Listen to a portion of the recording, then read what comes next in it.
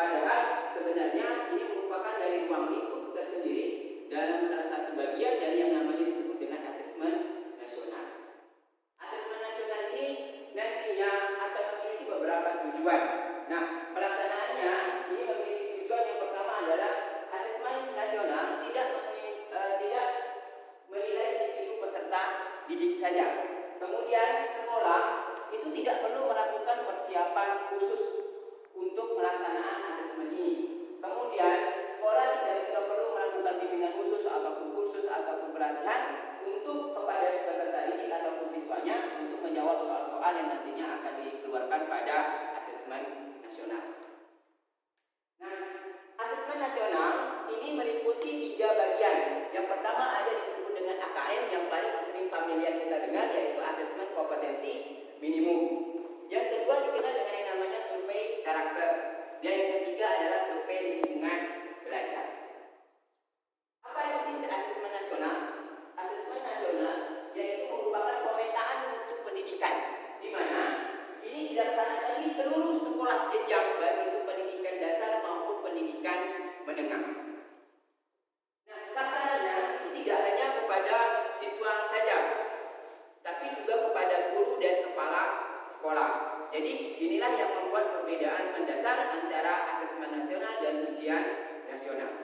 Nah, asesmen nasional ini diukur dengan 3 mutu, yaitu yang pertama yang diukurnya adalah tentang asesmen kompetensi minimum yang nantinya terbagi atas 2 bagian, yaitu literasi membaca dan numerasi yang akan dijelaskan di bagian berikutnya.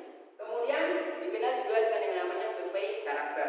Dan yang ketiga ada namanya survei lingkungan belajar. Nah, Bapak Ibu Dewan Guru ini nantinya akan berada di survei lingkungan belajar untuk proses asesmen nasional. Sedangkan murid atau peserta didik kita semuanya komponen ketiga-tiganya ini akan mereka laksanakan, yaitu mulai dari AKM, kemudian survei karakter maupun survei lingkungan belajar. Nah, pertama apa saja yang akan diukur pada asesmen kompetensi minimum atau disebut dengan AKM? Ada 2. Yang pertama adalah asesmen dengan AKM ini dengan literasi membaca.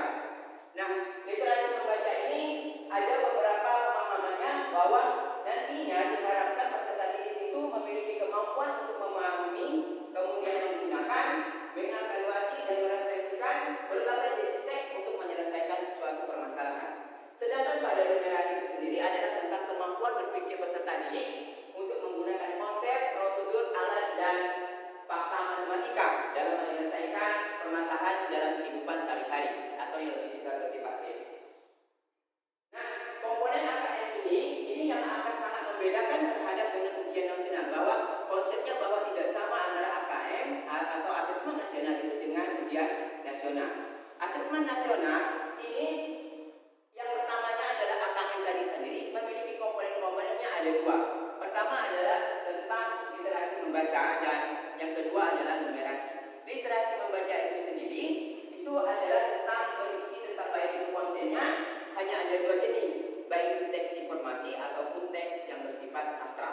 Sedangkan numerasi itu sendiri kontennya ada 4. Nantinya di dalam soal-soal dalam bentuk AKM kontennya ada 4. Pertama ada yang disebut dengan materi pada bilangan, kemudian pengukuran dan geometri, yang ketiga ada data dan asertensi, dan yang keempat ada aljabar. Nah, yang jelas lagi nantinya pada bentuk soal. Bentuk soal yang dikeluarkan pada soal AKM ini memiliki beberapa jenis tingkatan. Nah, pertama yaitu ada pilihan ganda. Pilihan ganda objective test yaitu memilih salah satu jawaban yang benar. Kemudian ada namanya jawaban ganda atau pilihan ganda kompleks.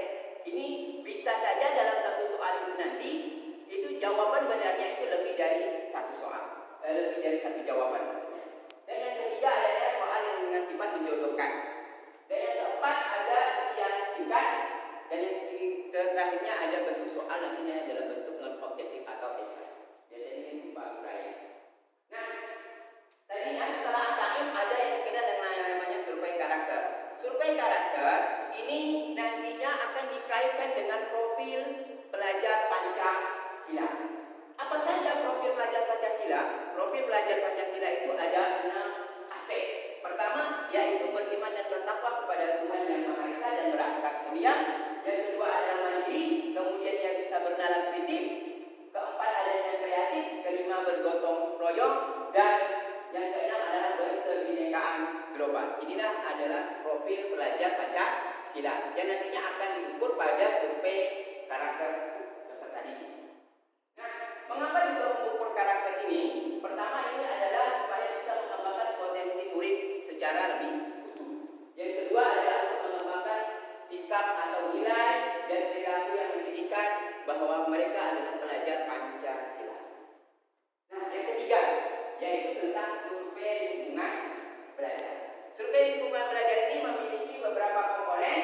Yang pertama adalah tentang iklim keamanan sekolah, kemudian iklim kebinekaan sekolah, ketiga adalah indeks sosial ekonomi, yang keempat adalah kualitas pembelajaran, yang kelima adalah pengembangan guru.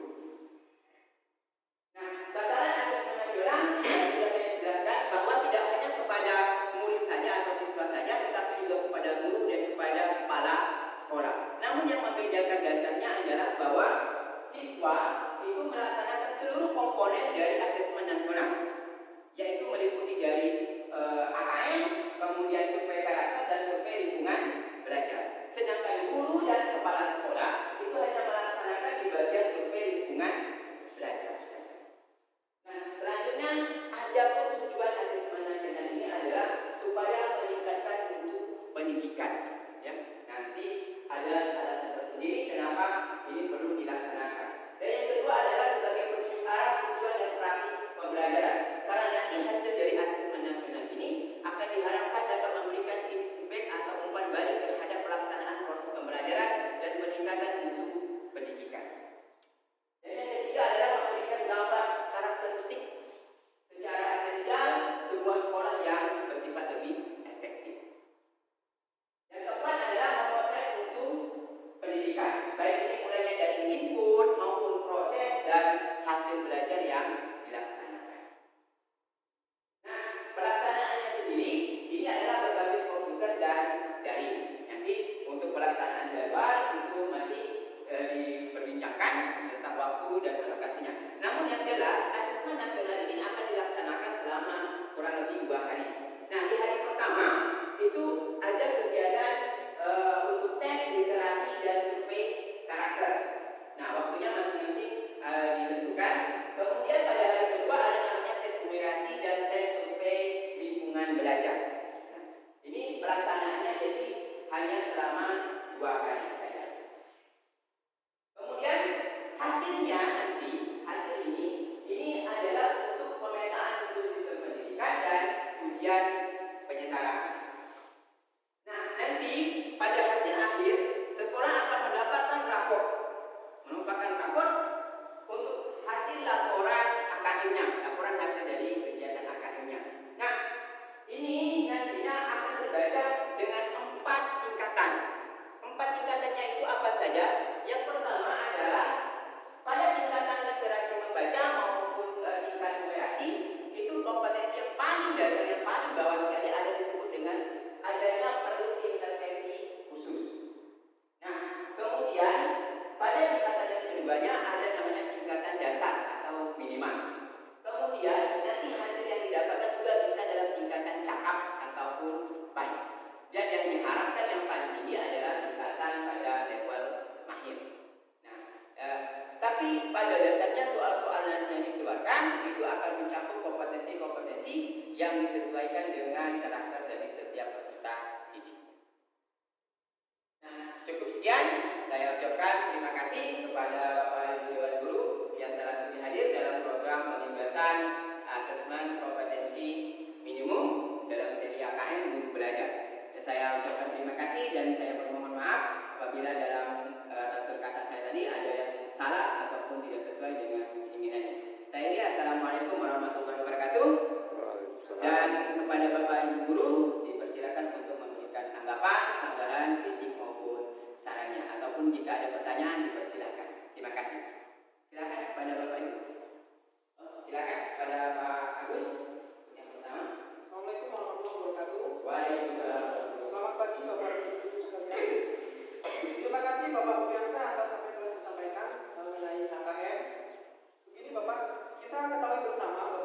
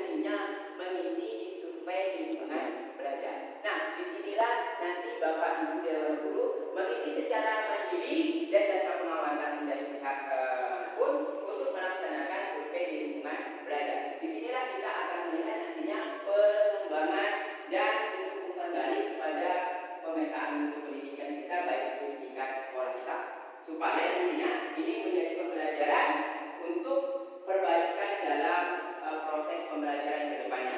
Jadi nanti disesuaikan saja di survei lingkungan belajar. Curahkan apa yang merasakan dalam proses pembelajaran kita selama ini. Terima kasih. Semoga bermanfaat untuk jawabannya. Baik, saya cukupkan sekian dalam program pengibasan asesmen kompetensi minimum di SMK Negeri 1 Subang. Saya ucapkan terima kasih sekali lagi kepada Dewan Guru